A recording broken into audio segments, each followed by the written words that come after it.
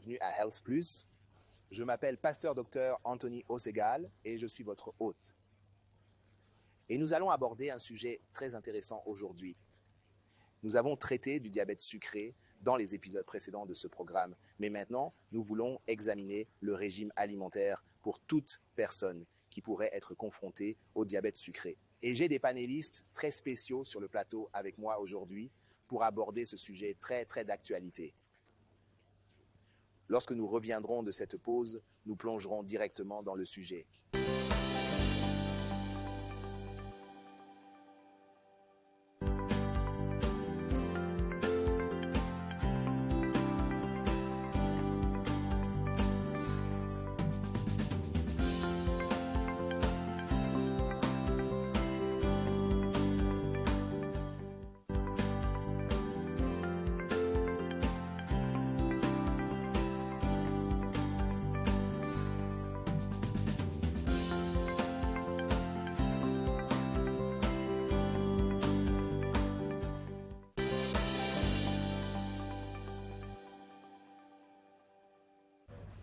Bienvenue à nouveau.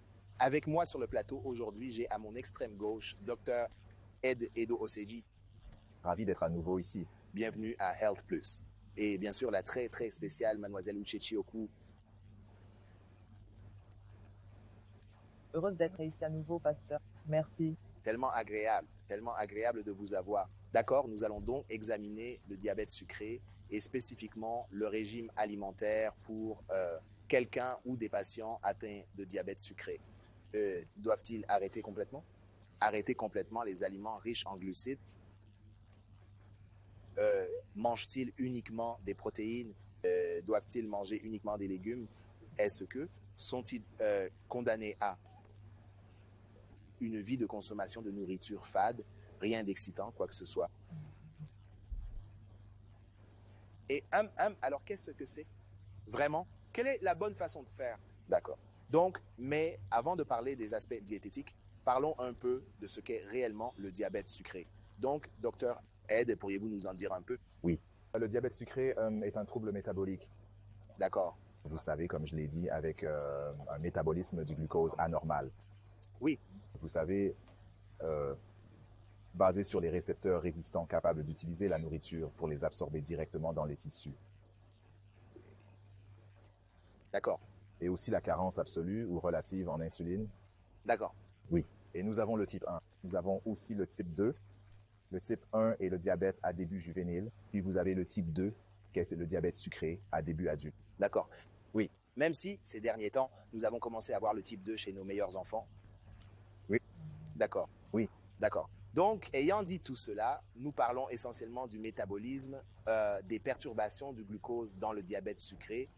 Et donc, le régime alimentaire voudra évidemment aborder cette perturbation tout en veillant à ce que cette personne reçoive une nutrition appropriée. D'accord? Alors, passons à notre diététicienne et nutritionniste, Mademoiselle Uchechi. Parlez-nous. Régime pour le patient diabétique. Oui, merci beaucoup, pasteur. Pour le diabète sucré, surtout, merci, docteur Edo, pour cette définition très claire. Nous avons 5 principes. Oh oui? Notre régime est en fait basé sur ces principes. Nous planifions un régime pour l'individu basé sur ces principes et je vais les prendre un par un. La première chose que je voudrais dire est que le régime pour le diabète sucré est généralement individualisé. D'accord.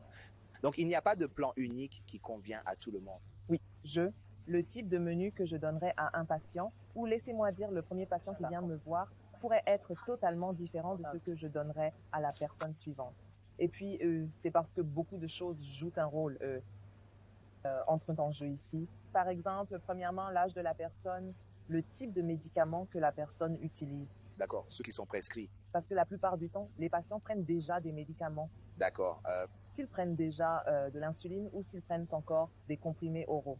Une autre chose est l'activité physique de ce patient ou de cet individu. Donc oui, c'est pourquoi le régime est principalement individualisé. Donc la première chose est la modération ou le contrôle des portions. Rappelez-vous, j'ai dit que la première chose que nous faisons dans n'importe quelle condition de maladie, la première approche est de combattre la malnutrition, D'accord. sous quelque forme que ce soit. Donc, si la personne est obèse ou en surpoids, nous essayons de réduire le poids. Si la personne est sous-nourrie, nous essayons d'augmenter son apport. Donc, pour le contrôle des portions, il y a eu beaucoup de malentendus à ce sujet. J'entends beaucoup de gens faire des interventions sur la santé à ce sujet. Ils disent, oh, si vous voulez manger du swallow, assurez-vous qu'il ait cette taille, si vous voulez. La taille. Oui, la fraise. La taille d'un point où vous pouvez en prendre juste un peu. Si vous voulez utiliser cela, prenez. C'est-à-dire, c'est en fait. Cela peut fonctionner pour certaines personnes. Oui. Si cela s'avère être en fait votre taille de portion, mais cela ne fonctionnera pas pour la majorité des gens. D'accord. Oui, parce que votre taille de portion maintenant, comme je l'ai dit, votre âge, votre activité physique et toutes ces choses elles jouent tout un rôle dans la taille de portion que votre diététicien vous conseille de prendre. Par exemple, prenez 2 patients maintenant. Ils sont tous les 2 diabétiques. Ils prennent tous les 2 des médicaments oraux. L'un est une femme âgée, disons 60 et quelques ou 70. Et puis, 60 et quelques ou 70, et puis l'individu, elle est à la retraite, elle ne travaille plus. Peut-être que ses enfants lui disent « Non, maman, reste juste à la maison, ne fais rien. Nous voulons prendre soin de toi, profite des fruits de ton travail et tout ça. » Et puis, vous voyez un autre individu, également diabétique, une femme. Permettez-moi de ne pas faire de distinction entre hommes et femmes maintenant, disons le même genre. Une femme, mais elle a 33 ou 35 ans. Cela signifie qu'elle est encore dans ses années très actives. Elle travaille encore. Elle pourrait faire un travail exigeant qui l'oblige à se lever très tôt le matin, à quitter la maison très tôt. Faire beaucoup d'activités fatigantes et revenir à la maison très tard. Le type de régime que je donnerai, ou plutôt le type de menu que je donnerai à cette patiente âgée, est totalement différent de ce que je donnerai. Évidemment, je donnerai plus de nourriture à cette autre femme. D'accord. Pour manger, car elle a besoin de... Parce qu'elle va brûler plus de calories. Elle a de grandes portions pleines de calories. Oui, donc il n'y a pas de solution unique en matière de contrôle des portions pour le diabète. Donc c'est le premier principe. Le deuxième, je l'ai déjà mentionné, j'en ai parlé la dernière fois, les graisses saturées. Oui, nous essayons également de réduire votre consommation de graisses saturées parce que vous savez, la plupart de ces maladies métaboliques, les maladies cardiaques, DM, ils ont une thérapie un peu similaire, mais pas totalement similaire. Donc, les graisses saturées, oui, vous devez les éliminer. Et comme je l'ai dit, la graisse saturée provient principalement de vos produits animaux. Donc, vous devez réduire la consommation de graisse provenant de produits animaux. Et pour celui-ci, vous devez aller au-delà de la viande. Même dans le lait, vous devez maintenant choisir du lait écrémé. D'accord. Oui, au lieu de lait entier ou de l'autre type. Donc, le lait écrémé est généralement recommandé. Et puis, le troisième point est qu'il faut éviter la consommation de glucides simples. Maintenant, ces glucides simples sont des glucides qui ne prennent pas beaucoup de temps avant d'être transformés en sucre dans votre circulation sanguine. Vous devriez éviter ce type de glucides. Des exemples de cela sont vos sucres simples, même le miel. Oui, votre glucose qui booste. Oui, toutes ces choses, elles sont. Les sodas. Exactement. Les boissons gazeuses et le reste, elles sont toutes sous vos glucides simples. Vous voulez dire le miel aussi? Oui, bien sûr. Oui.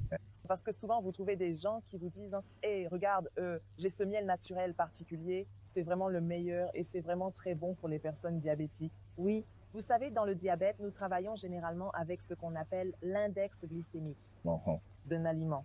Maintenant, si vous vérifiez l'index glycémique du sucre et celui du miel, la différence n'est pas si significative. Le seul avantage du sucre et du miel est que, d'accord, le sucre est raffiné, et puis le miel est naturel, donc vous avez encore comme d'autres petits nutriments que vous pouvez trouver dans le miel, oui. Mais en ce qui concerne le diabète, quelle est la charge glycémique, l'index glycémique plutôt, de cet aliment? Oui. Ils sont les mêmes. Oui. Et à propos de les matières grasses animales, les graisses saturées. Oui. Parce que pas tous les animaux. Vous savez, il y a cette règle des animaux sans jambes. Ils sont sains. En regardant les crevettes, les escargots, Vous savez, ensuite vous passez à ceux qui ont 2 pattes. C'est bien meilleur. Le poulet, la dinde et ainsi de suite. Ils enlèvent avec la peau car il n'y aura pas beaucoup de couches de graisse dessus. Ensuite, ceux avec 4 jambes, ce ne sont pas les plus sains. Vous parlez du bœuf, vous savez, tout ça, vous savez. Et en regardant ça de bout en bout, il est aussi impératif, vous savez, nous avons parlé des plantes, vous savez, des huiles végétales. Vous savez, nous ne faisons pas frire et tout ça. Mais pour le DM, avec le contrôle des portions, vous savez, en regardant le rôle du poing de la main. La main peut différer d'une personne à l'autre, vous savez. Ça, je pense que c'est là que le cliché de « d'accord, ça ne fonctionne pas comme ça pour le contrôle des portions ». Pas vraiment. Pour cette portion con. La taille de la personne, ouais. Pour cette portion con. Si un individu peut être vraiment grand. Ouais, et avoir une masse plus importante. Ce qui est quelque chose qui peut affecter la quantité de votre portion individuelle réelle en raison de la taille. Ils prennent votre taille et votre poids comme partie de votre IMC et tout. Toutes ces choses entrent dans le calcul de la taille de portion de la personne. Alors vous pouvez voir un individu qui est vraiment grand mais qui a un petit poing. Alors ça ne se rapporte pas vraiment. Vous ne pouvez pas relier les deux. Ouais, et la plupart du temps, ça devrait être un régime équilibré. Les gens ont peur de leurs glucides. Mais vous avez parlé de la portion. Plus de légumes, vous savez, peu de glucides, puis un peu de moins de graisse et d'huile. Donc avec beaucoup de fibres, les légumes et tout ça, le temps de transit pour que la nourriture traverse tout le tractus gastro-intestinal. Vous savez, sera réduit. Donc il y a une absorption réduite des glucides dans le système. Oui, nous n'en sommes pas encore là. Je parle encore des simples. Les glucides simples. Glucides. Glucides, nous allons bientôt y arriver quand nous reviendrons après cette pause.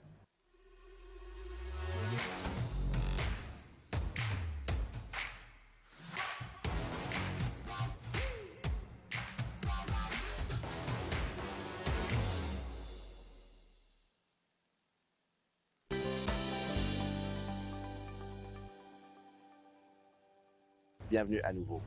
J'ai toujours avec moi sur le plateau mademoiselle Uchechi Oku et le docteur Edu Osagie et nous avons discuté des régimes diabétiques et vous nous parliez de la taille adaptée et du fait que le taille unique ne s'applique pas vraiment ici.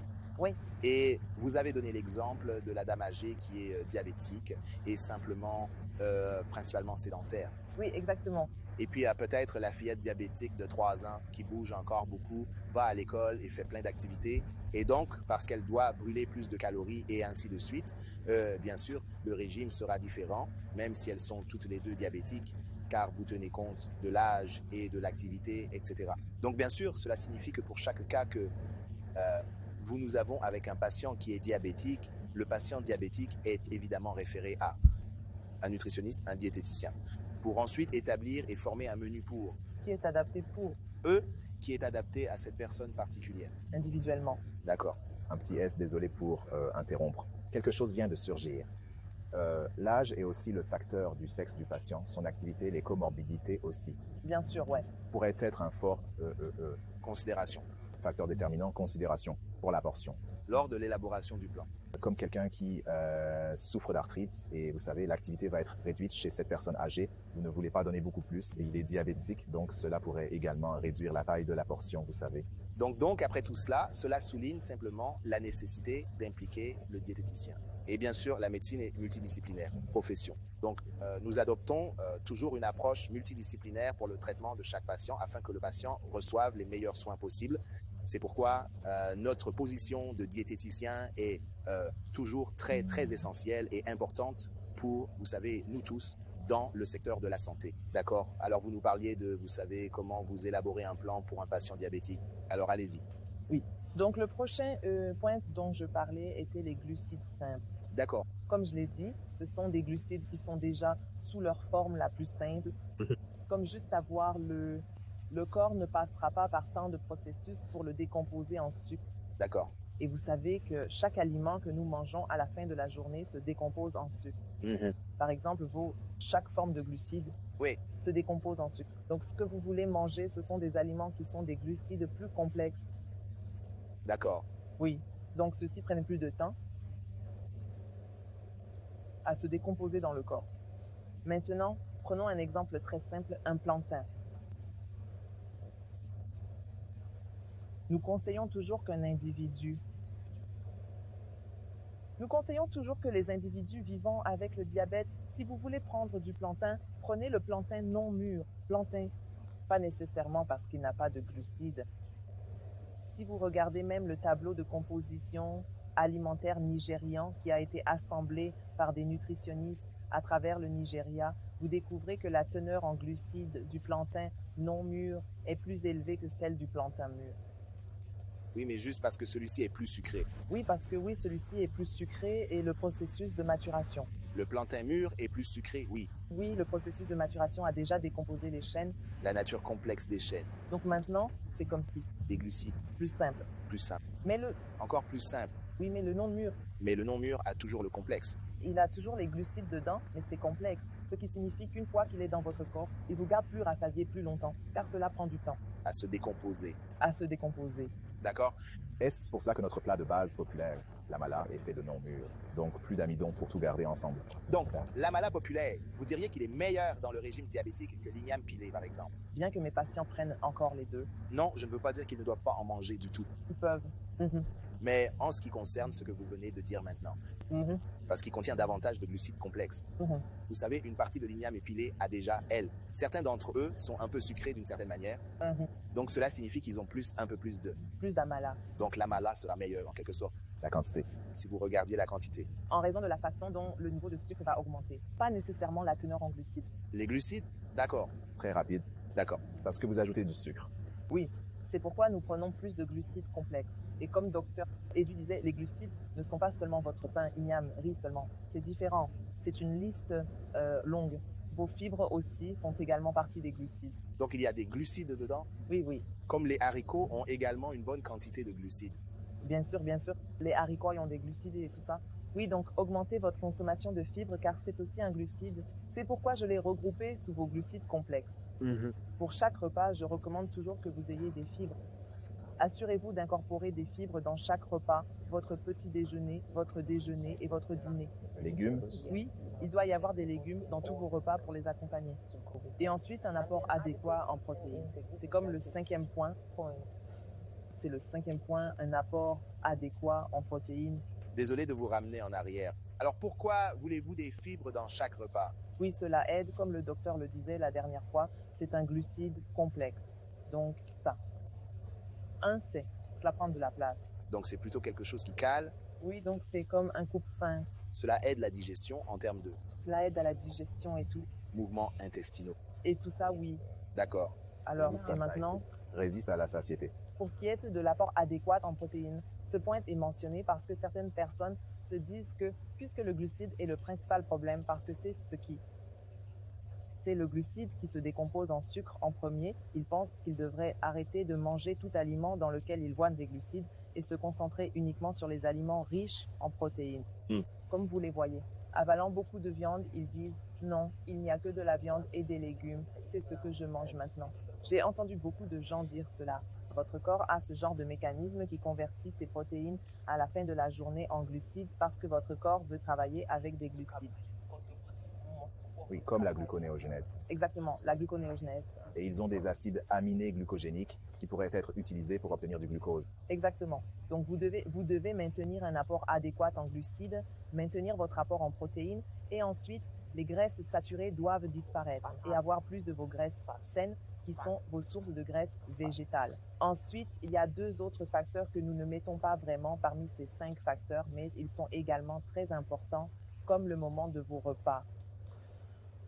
L'idée de « je ne veux pas déjeuner, je veux sauter le déjeuner parce que je ne veux pas que cela affecte mon taux de sucre le matin » ou « je veux sauter le dîner parce que cela affectera mon taux de sucre le matin ». Cela ne peut pas vous donner un bon contrôle de la glycémie. Oui, c'est possible. Ce type de régime ne peut jamais vous donner un contrôle du glucose. Toute personne vivant avec le diabète doit prendre son petit déjeuner, son déjeuner et son dîner à une heure précise chaque jour. Très intéressant. Donc, vous devez prendre vos repas, ne sautez pas vos repas. Et puis, il est très important d'avoir un régime équilibré. Tous les différents sous-ensembles alimentaires, les différents nutriments doivent être présents dans chaque repas. Pour le patient diabétique, car vous examinez la nutrition pour chaque personne, qu'elle soit en bonne santé ou qu'elle soit confrontée à une condition, c'est si vital car cela aide également à perpétuer cette personne en bonne santé ou même à l'aider à se rétablir. Donc, éviter certains aliments reviendrait à priver le corps de tous les nutriments essentiels. L'accès à ce nutriment en quantité suffisante présente son propre défi au final, vous savez. Donc, mais ensuite, vous devez simplement faire les choses de manière plus intelligente. Il est préférable d'avoir les conseils et les avis d'un professionnel pour s'assurer que vous faites de votre mieux en ce qui concerne votre alimentation. D'accord. C'est vraiment très intéressant et ça a été très instructif. D'accord. Maintenant, pour un patient diabétique qui a perdu le contrôle, le niveau de glucose a augmenté, a grimpé et tout. À ce moment-là, il est pris en charge par le personnel médical, vous savez, qui essaie de ramener cela sous contrôle. Y a-t-il un ajustement à son régime pendant cette période? Oui, il y a des ajustements, surtout lorsqu'il faut d'abord prendre votre histoire alimentaire. D'accord. Vous devez savoir d'où vient le problème. Donc ça, c'est le diététicien interagit maintenant avec le patient, Oui, exactement. en conjonction avec ce que font les médecins. D'accord. Vous devez interagir, poser des questions. Quel est votre? Vous pouvez commencer par un rappel alimentaire de 24 heures. Dites-moi simplement ce que vous avez mangé au cours des dernières 24 heures. D'accord? Est-ce ainsi que vous mangez habituellement tous les jours? D'accord. Des choses comme ça. Ainsi, vous serez en mesure de repérer c'est ce que où la personne se trompe. Oui, oui. Surtout si c'est un patient que vous avez déjà géré. Uh-huh. Parfois, où la personne avait atteint un bon contrôle du glucose, mais au fil du temps, la personne a glissé et puis son glucose remonte à nouveau. Donc, vous devez faire cet historique alimentaire. Oui, c'est la raison pour laquelle, lorsqu'ils viennent à la clinique, pour vérifier et évaluer le contrôle du glucose sur une période de 3 mois, 6 mois, D'accord. nous faisons l'évaluation de l'hémoglobine glyquée. D'accord. Cela pourrait également aider à informer le choix, vous savez, du diététicien sur le type de repas que ce patient a pris au fil du temps. Vous savez, pour faire un ajustement, des ajustements éclairés pour un meilleur contrôle. Et aussi un addenda. En plus de ce que Mademoiselle Huche a dit, vous savez, c'est le grignotage. Vous pouvez grignoter entre les repas, vous savez, quelques collations sèches comme des noix de cajou, vous savez, des crackers, vous savez, à faible teneur en sucre. Juste pour. Ainsi, votre envie, vous ne prenez pas autant lorsque vient le moment de déjeuner ou de dîner, vous savez, une petite portion, et pourtant vous êtes satisfait, et vous savez. Ce n'est pas le cas. Ce n'est pas vraiment pour tous les patients. Oui, en effet. Il y a certains patients avec qui vous ne collatiez pas, surtout lorsque la nourriture que vous leur donnez est suffisante. Parce que la collation qu'ils devraient prendre entre ce repas ne devrait pas dépasser 15 grammes de glucides. 15 grammes. Donc, vous pourriez ne pas être en mesure de strictement. Vous pouvez dire au patient, d'accord, vous pouvez prendre telle quantité de cacahuètes. Oui. Mais lorsque vous dites que ce patient est quelqu'un qui pourrait ne pas respecter, surtout lorsqu'ils ont... il y a des gens qui diront, quand je vois une bouteille de cacahuètes, si je n'ai pas vu la fin de ces cacahuètes, je ne peux pas bouger mes mains. Je ne peux pas le voir. Exactement. Donc, ce genre de personne, vous ne pouvez pas lui dire maintenant, prenez une poignée. Ouais. Ou prenez ça. Donc, le grignotage ne fonctionne pas vraiment pour tout le monde. C'est seulement pour les personnes très disciplinées. Il y a quelques individus pour lesquels vous pouvez garantir cela et qui font réellement ce que vous dites. Et puis, vous avez dit quelque chose à propos des animaux à 2 pattes et tout ça. Ouais. Oui, je voulais préciser. Les protéines. Clarifier à ce sujet parce que je sais que c'est en ligne. Si vous allez en ligne, vous lisez des choses comme ça. C'est pourquoi certaines personnes disent « D'accord, je ne veux pas manger de viande de vache et je préfère manger du poulet ». Ce sont en fait tous des graisses saturées. Donc la base est de s'assurer de préparer vos viandes, comme nous l'avons dit lors de la dernière session. Préparez vos viandes de manière à pouvoir éliminer les graisses provenant de cet animal avant de les utiliser pour. La quantité. Avant de les utiliser pour. La quantité compte aussi. La quantité, oui. Viande blanche, viande rouge. La quantité. La quantité sera déterminée par votre diététicien car les besoins en protéines varient selon les personnes. Oui, la portion. Et très différente selon les individus. Pour différents individus, bien sûr. D'accord. Merci beaucoup. C'est vraiment passionnant. Et il est clair que pour un patient confronté au diabète, non seulement le rôle d'un diététicien est très important, c'est-à-dire interagir avec votre diététicien et suivre le plan de repas, il est également nécessaire d'avoir des interactions régulières avec le médecin.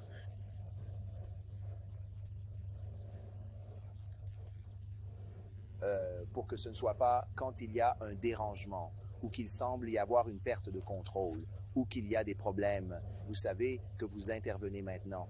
Vous savez, de cette façon, vous éviterez tout effet indésirable à la fin de la journée. Ça a été très intéressant. Je tiens à remercier Madame Uchechioku pour être avec nous une fois de plus. Et Dr Ed, merci beaucoup d'être toujours disponible pour nous. Merci, pasteur. Eh bien, voilà.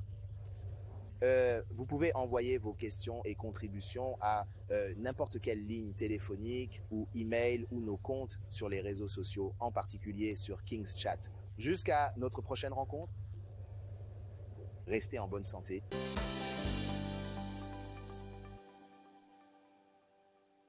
Louez le Seigneur, louez le Seigneur. Encore une fois, c'est un grand plaisir d'être avec vous et je tiens à remercier chaleureusement notre homme de Dieu, révérend docteur Chris Aklom, pour cette opportunité de partager brièvement la parole de Dieu avec vous. Je veux lire le psaume 107 à partir du verset 17.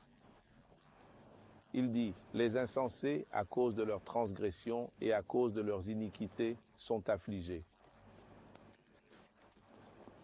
Leurs âmes abhorrent toutes sortes de viandes et ils approchent des portes de la mort. Alors ils ont crié vers le Seigneur dans leur détresse et il les a sauvés de leurs angoisses. »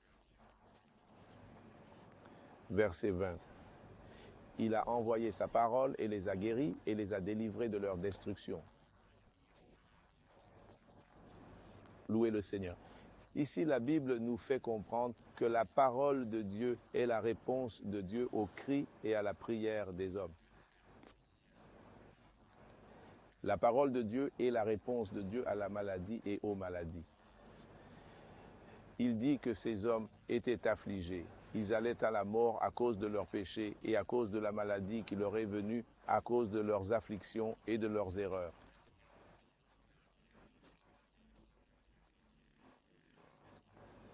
Mais quand ils ont crié à Dieu, la réponse de Dieu était sa parole.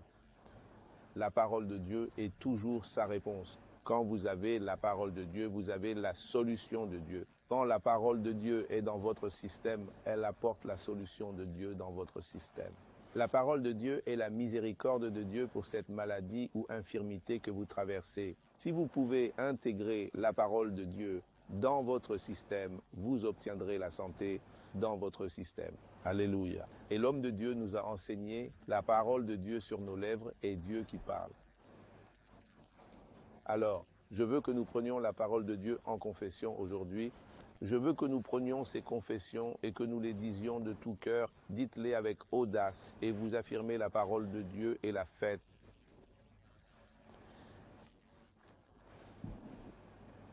Une partie de votre système. Dites avec moi, la santé divine est à l'œuvre en moi. La maladie n'a aucun pouvoir sur moi et je refuse de permettre toute anomalie dans l'un de mes systèmes. La vie et la nature de Dieu est en moi et cela me rend invincible et surhumain.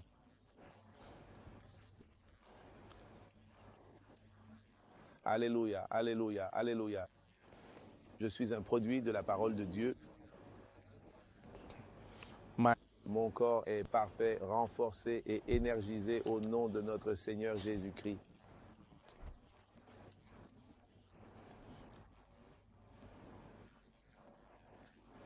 Louez le Seigneur. Alléluia, alléluia, alléluia. Que Dieu vous bénisse. Gardez cette parole de Dieu sur vos lèvres. Continuez à déclarer votre santé et vous marcherez dans une santé parfaite. Que Dieu vous bénisse.